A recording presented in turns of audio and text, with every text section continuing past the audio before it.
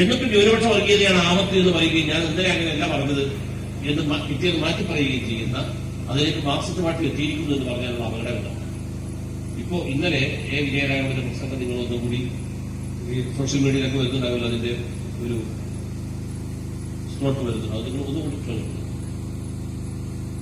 വിജയരാഘവൻ പറയുന്നത് ന്യൂനപക്ഷ വർഗീയതയാണ് വലിയ ആപത്ത്, അതുകൊണ്ട് നാം എല്ലാം ഒരുമിച്ച് നിൽക്കേണ്ട സന്ദർഭമായിരിക്കുന്നത്. ന്യൂനപക്ഷ വർഗീയതയാണ് ആപത്ത്, അതുകൊണ്ട് നാം എല്ലാം ഒരുമിച്ച് നിൽക്കണമെന്ന് പറഞ്ഞാൽ ആരായി നാമല്ല?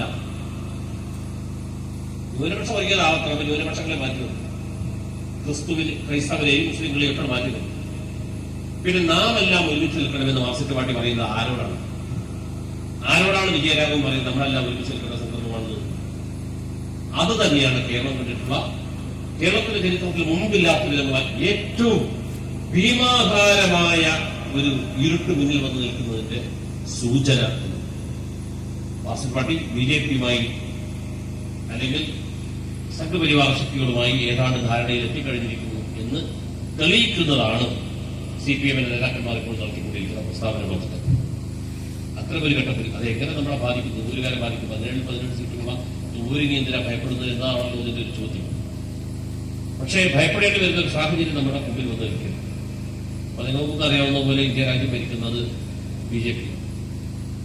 ബിജെപിയെയും RSSനെയും കുറിച്ച് ഒരുപക്ഷെ കേരളത്തിൽ ഏറ്റവും നല്ല മുന്നറിയിപ്പ് കൊടുത്തിട്ടുള്ളതാണ്. എങ്ങനെ വന്നാലും മാറ്റിമറിക്കാൻ പറ്റാത്ത മുന്നറിയിപ്പ് കൊടുത്തിട്ടുള്ള ആള്. ബഹറിൽ മുസല്ലയിട്ട് നമസ്കരിച്ചാലും RSSനെ വിശ്വസിക്കില്ല, RSSനെ വിശ്വസിക്കാൻ കഴിയില്ല എന്ന് പറഞ്ഞ നേതാവ് ആരാണ്? നേതാവ് CH മുഹമ്മദ് ബയാസ് സാഹിബ്. അദ്ദേഹത്തിന് അടുത്ത സെന്റൻസ്, പുള്ളിപ്പുലിയുടെ പുള്ളി വായിക്കാൻ കഴിഞ്ഞാലും RSSന്റെ വർഗീയത വായിക്കാൻ കഴിയില്ല. അപ്പോ BJP നമ്മുടെ മുമ്പിൽ വന്നിട്ട് ഏതെങ്കിലും 1-2 മുസ്ലിമിനെ അവരുടെ ആളായി മുന്നിൽ നിർത്തിയിട്ട് അവർ പറയും ഞങ്ങൾ മുസ്ലിങ്ങളുടെ കൂടെയാണ്, ഞങ്ങൾ ന്യൂനപക്ഷങ്ങളുടെ കൂടെയാണെന്ന് നാളെ പറയും. അപ്പോൾ പോലും നമ്മൾ വിശ്വസിക്കരുത് എന്നത് തന്നെയാണ് ഈ പറഞ്ഞതിന്റെ അർത്ഥം. എന്തോ CH അത് പറഞ്ഞു മനസ്സിലാക്കിക്കൊണ്ടിരിക്കുന്നു. BJPയുടെ ആപത്ത് എന്ന് പറയുന്നത് കേവലമായി മുസ്ലിങ്ങളെ മാത്രം ബാധിക്കുന്ന പ്രശ്നമല്ല. കഴിഞ്ഞ കുറച്ച് ദിവസങ്ങളായി വന്നുകൊണ്ടിരിക്കുന്ന ആപത്തുകളിൽ ഏറ്റവും പ്രധാനപ്പെട്ടത് മുസ്ലിങ്ങൾ അല്ലാത്ത സമുദായത്തിൽപ്പെട്ടവർക്കാണ്. ഇഷ രവി എന്നൊരു പെൺകുട്ടി,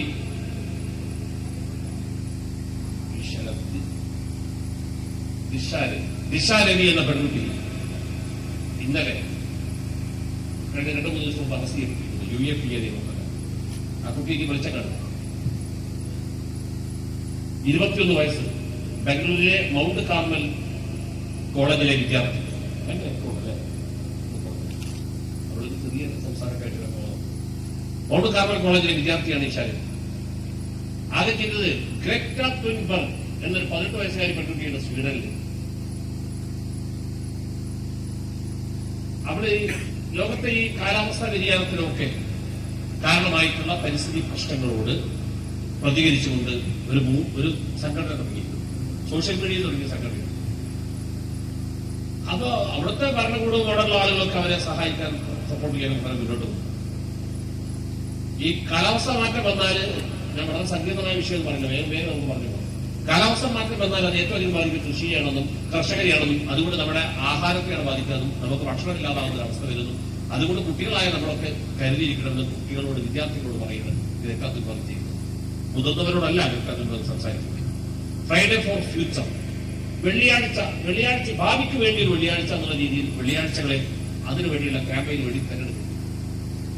സ്വാഭാവികമായും ഗ്രേറ്റ തുൻബർഗ് പറഞ്ഞു ഇന്ത്യയിൽ നടക്കുന്ന കർഷക സമരവും ഈ കാലാവസ്ഥ നമ്മുടെ ഈ പ്രസ്ഥാനത്തിന്റെ ഭാഗം തന്നെയാണ്. കാരണം കൃഷിക്ക് വേണ്ടിയാണ് അവർ സമരം ചെയ്യുന്നത്. കാലാവസ്ഥാ മാറ്റങ്ങൾ വരുത്തുന്ന വ്യവസായ തൊഴിലുകാരും മറ്റൊക്കെ ഫാക്ടറികളും ഒക്കെ ഉണ്ടാക്കുന്ന അന്തരീക്ഷ മലിനീകരണം, ആഗോളതാപനം, ഇതിനൊക്കെതിരായിട്ടുള്ള സമരം കൂടിയായിട്ട് നമ്മൾ അതിനെ കാണണം. അതുകൊണ്ട് എന്റെ ഐക്യദാർഢ്യം അവർക്കുണ്ട് എന്ന് പറഞ്ഞ് നമ്മളൊന്ന് മുഷ്ടി ചുരുട്ടി കൈകളിൽ പൊക്കി ഒരു ഐക്യദാർഢ്യത്തിന്റെ പോസ്റ്റ്. അപ്പോൾ നമ്മുടെ ഈ കുട്ടി ബാംഗ്ലൂരിലുള്ള ദിശ രവി അതിനെ സപ്പോർട്ട് ചെയ്യും. അത് രാജ്യത്തിന് പുറത്തുനിന്നൊരാൾ ഇന്ത്യക്കെതിരെ നടത്തുന്ന ഗൂഢ നീക്കങ്ങൾക്ക് സപ്പോർട്ട് ചെയ്തിരിക്കുന്നു എന്ന് പറഞ്ഞിട്ട് UAPA നിയമം ചുമത്തിയിരിക്കും. UAPA നിയമം ചുമത്തിക്കഴിഞ്ഞാൽ വിചാരണ കൂടാതെ തടവില്ല. എത്ര കാലം വിചാരണ കൂടാതെ തടവില്ല. ഇത് തന്നെയാണ് അതിന്റെ തൊട്ടടുത്ത് ദിശാരവിയെ അറസ്റ്റ് ചെയ്യുന്നതിന്റെ ഇവിടെ പേര് പറയുന്നു. ദിശാരവിയെ അറസ്റ്റ് ചെയ്യുന്നതിന്റെ 2 ദിവസം മുമ്പ് ഒരു പുതിയ വാർത്ത വന്നു. അമേരിക്കയിലെ മെസാച്യൂസെറ്റ്സിലുള്ള ആൾസൺ ഡിജിറ്റൽ ഫോറൻസിക് ലാബിൽ, അതായത് ഈ കമ്പ്യൂട്ടർ നമ്മുടെ ഈ സോഫ്റ്റ്വെയർ ഒക്കെ ഇവിടുന്ന് ഏത് കളത്തരത്തിൽ കൊണ്ടുവന്ന സാധനങ്ങളൊക്കെ പരിശോധിക്കാനുള്ള ലാബ്, അവിടെ വെച്ചിട്ട് ഒരു പരിശോധന നടത്തുകയോ ആ പരിശോധനയിൽ ഭീമ കൊറേഗാവ് യുദ്ധവുമായി സമയവുമായി ബന്ധപ്പെട്ട് അറസ്റ്റിലായിട്ടുള്ള 16 ബുദ്ധിജീവികളുടെ പേരിലുള്ള കുറ്റം